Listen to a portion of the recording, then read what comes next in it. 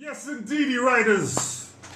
You're on Rhythm100 Radio.co.za with your boy Biggz. Tha Ryde. Only the best hip hop rides in this shit, baby. If you're listening to anything else, you better tune in. It's Tha Ryde on Monday. I'm with my boy, like I said, Crisis, all the way from the ZED, from the Z. Crisis, say what's up. What's up, people? How you doing? Stay tuned to Crisis. Grew up in the same neighborhood with the DJ that's on right now. Lusaka, stand up! Grew up in Lusaka City. I was born there. Born in 19... Blah, blah, blah, blah. But I'm a grown man. And that's why I don't say, yo, it's your boy. I say, it's your man, Mr. Swagger. Ah, for sure. But 19 what? Nah, I can't tell. I thought you were going to be honest. But anyway, moving right along. And yeah, I was born in LSK City, first born in a family of 5, and I think that I was, you know, the whole being firstborn thing, I took it on and I said to myself, okay, if I'm firstborn, I gotta be number one with everything. Mm-hmm. So I'm the first artist. I was also the first, in 2005, January, I was the first artist to release a hip-hop album in Zambia. What year was that? January 2005. Holla. Yeah, I released the first hip-hop album in Zambia called Officer in Charge. I got that. And then in 2006, I think it must have been April, I released the first commercial mixtape in Zambia called Crisis Presents the Diamond Chain. Because then I developed my own record label called Diamond Chain. And I needed to give some other artists some shine, I brought you artists like Ray Grams, John Woo. Yeah, I want to ask you about those boys later, because I didn't see them on the new album, so I was thinking, what's happening here? Okay, I'll let you know. Back on, why I speak the way I do. My mom's was always tripping and, always like, nah, you can't mispronounce things. You got to say things correctly. Yeah, you can't mispronounce things. You got, if you're going to present yourself to people out there, you got to learn to speak properly. And she'll yell at me if I mispronounce something or just said something wrong with my English. And now guess what? I speak better English than my mom. What up, Mom? Big up, Mom. Yeah. So she got me all the material, to help me pronounce. But one of the things, the crazy things is a lot of the material that she got me, probably 90% of the material that she got me to study, even some of the teachers and some of the friends that I was around were American. All right. So it's got very little to do with where I've been in the world. It's got a lot to do with what you know about that hip hop. A lot of kids growing up nowadays, they know hip hop from Tupac. You know what I mean? Or from Biggie. They don't really know. No, a lot of cats out here that they don't even know. If I ask some cats, do you know when hip hop was born? Just when you were starting the show, I was like, damn, 79 was a good year. Yeah. Not that I was there, there and, actually knowing what's going on to identify. But, because you know that that's the year that hip-hop was actually born, you appreciate 1979 if you're part of the hip-hop movement, So, yeah, big up to 1979. Big up to all the peeps that must have been at birth or something, man. I can't remember the year exactly, but I know I must have been like 10 years old or something.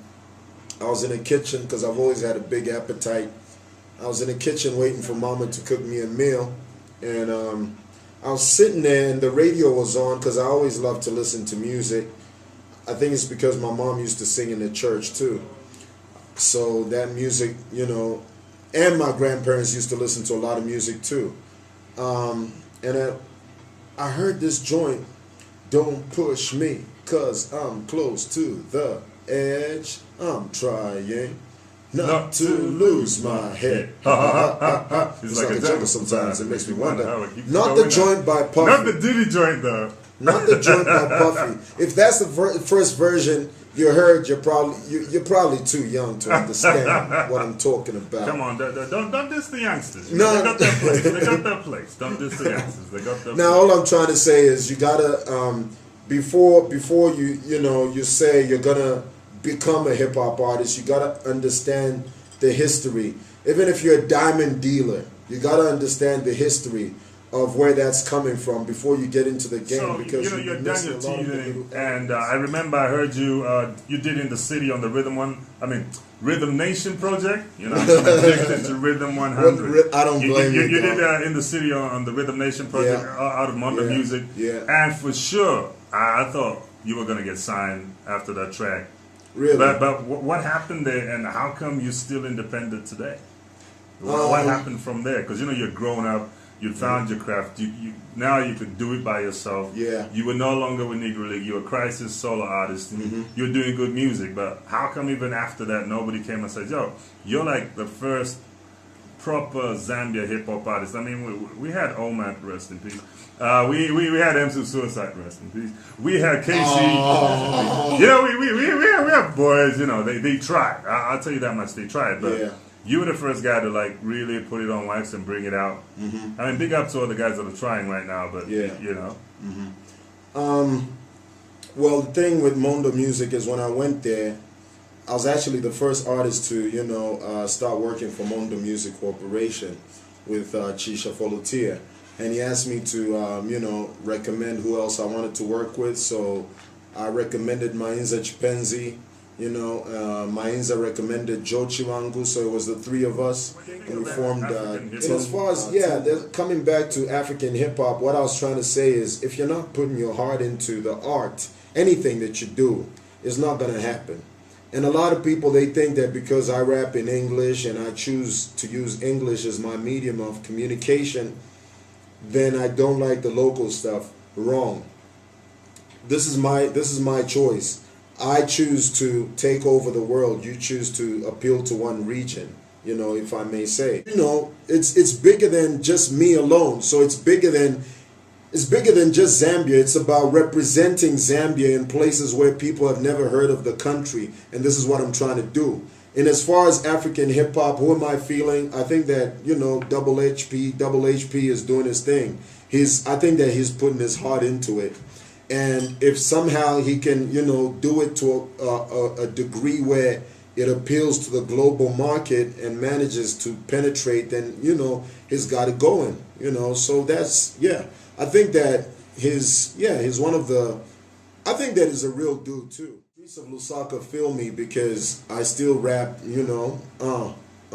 I'm from the LSK city where we make things happen. Instead of going to school, these kids stay absent. They in the street corners smoking marijuana. Little girl playing with a big man's anaconda. Society is going to the dogs. People are too blind to even see through the fog. And we got them big drugs in the city now. Cocaine, heroin, name it, you can get it now. But overall the crime rate is at its minimum, because nowadays a C5 are gunning down criminals. Politicians want to get each other's throats. And it's all about the money, but they blame it on the votes. Some get desperate and I know.